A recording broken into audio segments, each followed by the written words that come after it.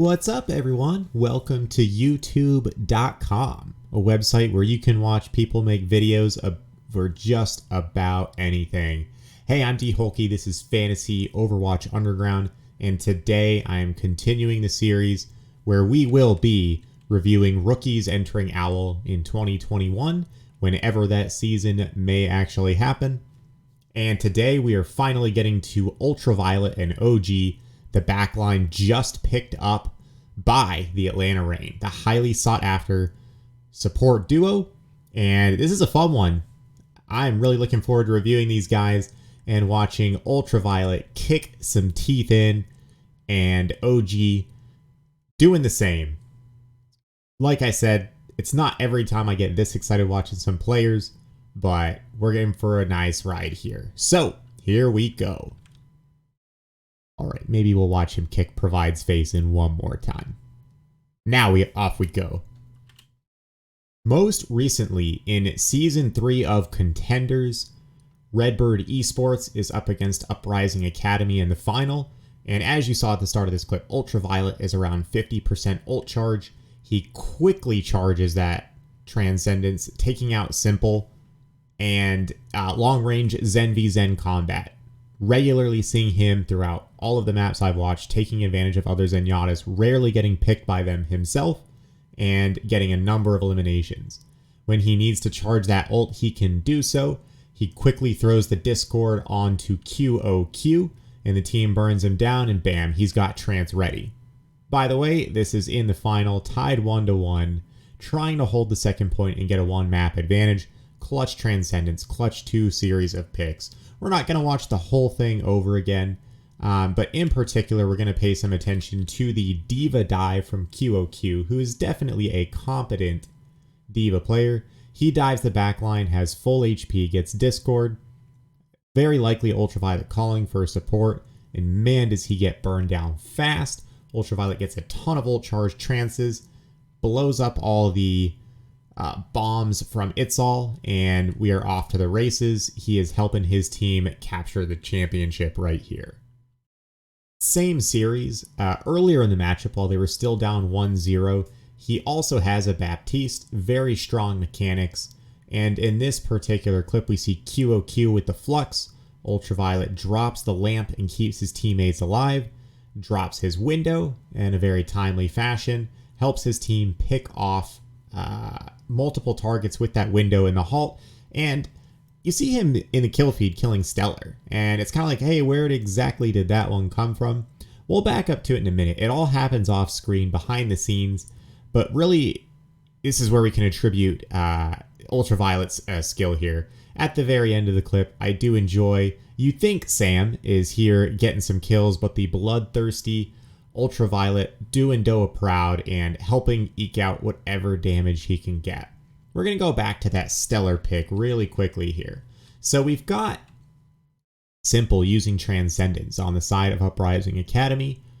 Redbird Esports backs up. They're really already beginning to trade players here. If we back up a little bit further, Stellar's in the back line using his Pulse Bomb to take down a couple of ults.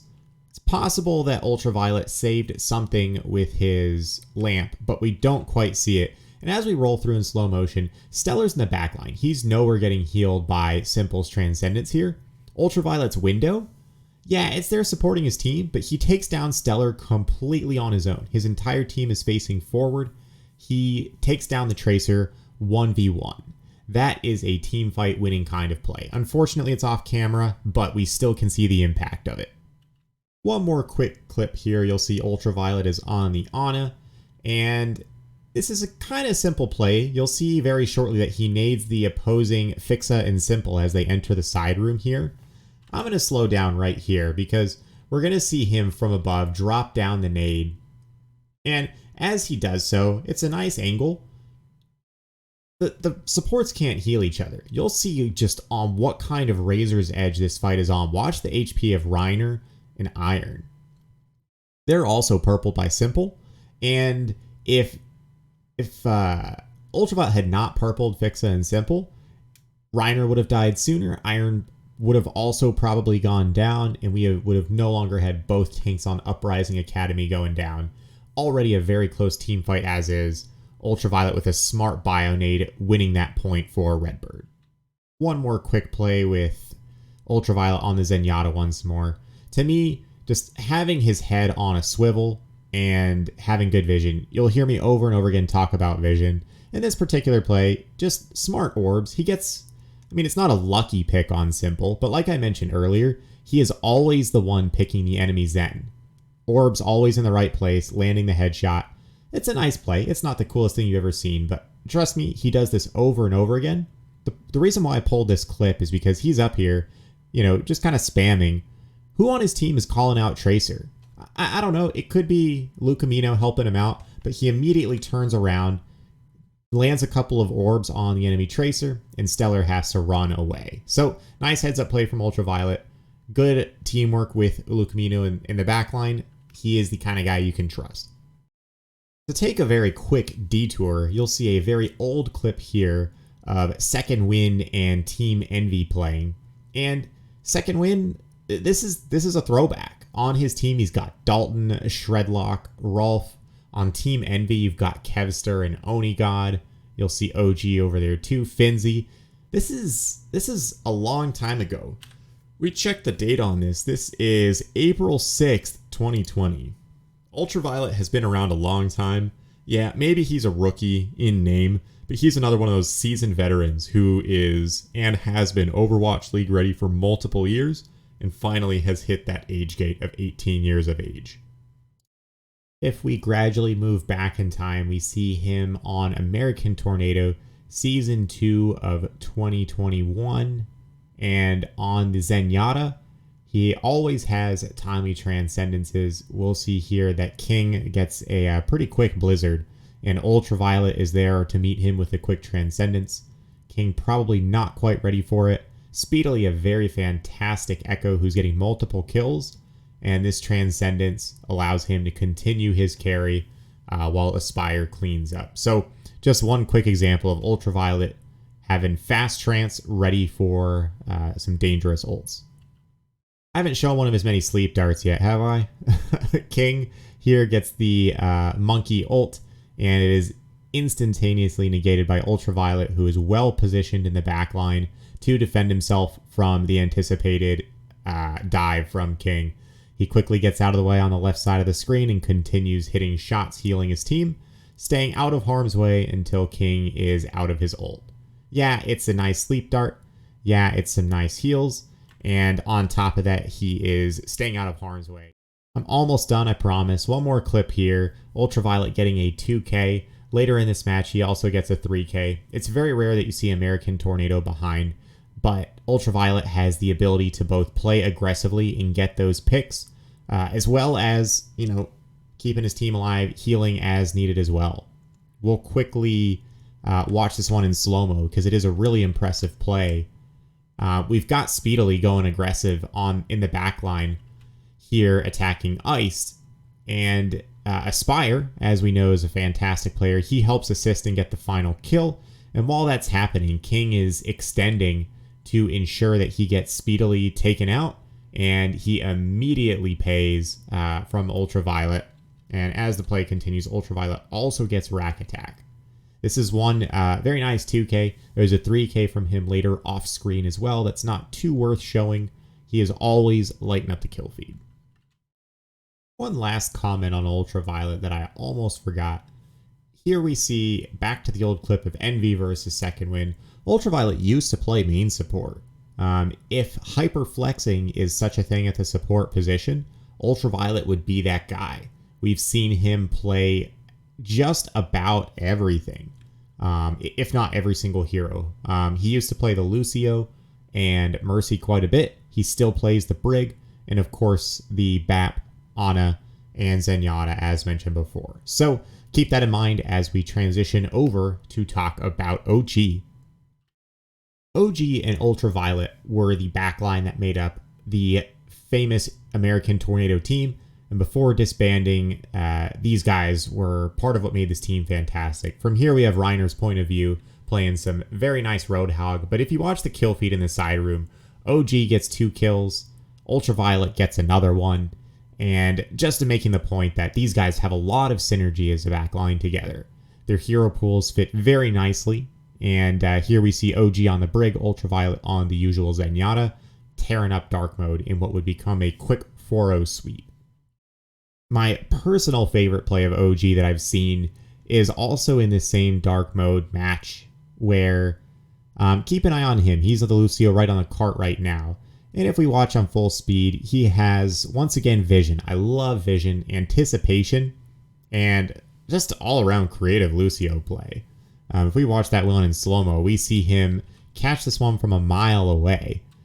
As American Tornado's attacking here, you see the enemy Sigma and McCree in the back coming around the corner. They may have triggered falses, false calling something out, but the May wall is blocking things. Ojee knows what's up. He has a nice double wall ride onto the May wall with a really nice boop. Love this play. Like, watch this one probably 10 times before sharing it with you, because I just want to see, how did Ojee know this one was coming? Not an obvious team call out, just maybe he's got the spider sense. Great Lucio. I do think from what I've seen that's his best hero, but as mentioned before, he can play several other main support / Baptiste heroes. Time and time again, Ojee is there right when you need him with sound barrier. It's hard to say who exactly is checking ults and planning out ult usage, but we will run a very quick montage here of Ojee time after time. Perfect sound barriers, making sure that his team retains momentum as needed. I found it to be quite impressive because dark mode, they have a pretty solid roster here. They're not too shabby at all, but American Tornado just constantly had their pedal on the gas. Reiner, part of that, and you see here he goes for the pretty insane shatter. But it's really the play of Ojee and Ultraviolet that allows the team to have this kind of style and character to it. They just hard diff any other backline, even if Provide is also headed to Overwatch League. You know what? Why not watch at least one more here? No matter what ult you're throwing at him, he's gonna be ready for you. Keeping Reiner alive. Reiner also with some very nice dodging to get in the side room there, but he would not have made it without a very timely sound barrier. American Tornado once more rolling dark mode. As mentioned with Ultraviolet, and here too for Ojee, this is XL2 Academy versus Gladiators Legion. This game is from the Stone Age of Overwatch, and you know what? Ojee's been around since then. Buds, Gig, KSP early on, playing against Water, Dalton, Stand 1, Rolf. It's a really good throwback. Really just showing you Ojee back here playing the Baptiste, as he used to do more often earlier on in the Heroes timing. Ojee's been around a while. He is also a seasoned veteran who has more than earned his way into Overwatch League and has for 2+ years been on the top teams in North America Contenders. One more throwback, because why not? Ojee playing for #stomped Team Doge. Playing against Iris, Tayo, and once again, kind of holding his own too. Not the strongest BAP back in 2020, but plays it competently enough to give me enough confidence that he and Ultraviolet together really don't need a third support. This isn't just a main support who can only main support. You've got 2 extremely flexible supports in the backline. Most recently, Ojee played for Bobby Wasabi. So after American Tornado broke up, band no longer touring, we've seen Bobby Wasabi be successful. They got a 3rd place finish, losing to Uprising Academy. But even when you split up Ultraviolet and Ojee, they are still they've proven to be very effective and successful, even after leaving the comfort of their American Tornado team, crushing it. Really just another way of saying that these guys, they've been around the block, they've been on multiple teams. Wherever they've been successful, and you gotta believe they'll keep doing that with the Atlanta Reign. The last thing I'll say, I'm not often privy to inside information, and even anytime there is inside information, the whole point of this channel is to watch clips and see how good these players are, and not to drink the juice and go based on rumors. I will say I've heard some stuff about OG and Ultraviolet that during trials of this year, you essentially had to split the two guys up because if they were on the same squad, whoever they were scrimming against was just flat out going to lose. Always one of those fun things to hear. Makes for a nice urban legend, if nothing else. I am personally really excited about both of these guys, and I think as difficult as it may be to say with how well Iris and Masa played this last year, I think Atlanta Reign have a backline upgrade, not due just to the mechanical prowess of both players, but also due to the long-running synergy and teamwork and just overall competence we've seen from these two guys. Atlanta has lost a lot in Pelican, and we have yet to understand exactly what that will mean, but don't worry about the backline. These two guys are extremely solid, and I can't wait to see them in Overwatch League in 2022. Hey, thanks for watching the show. As always, I really appreciate you guys tuning in to this particular YouTube channel. Hey, if you have any questions or other players, I haven't gotten enough requests. So hit me up on Discord or in the comments here on any individual players you would like to see reviewed. Thanks for hanging around. Talk to you soon.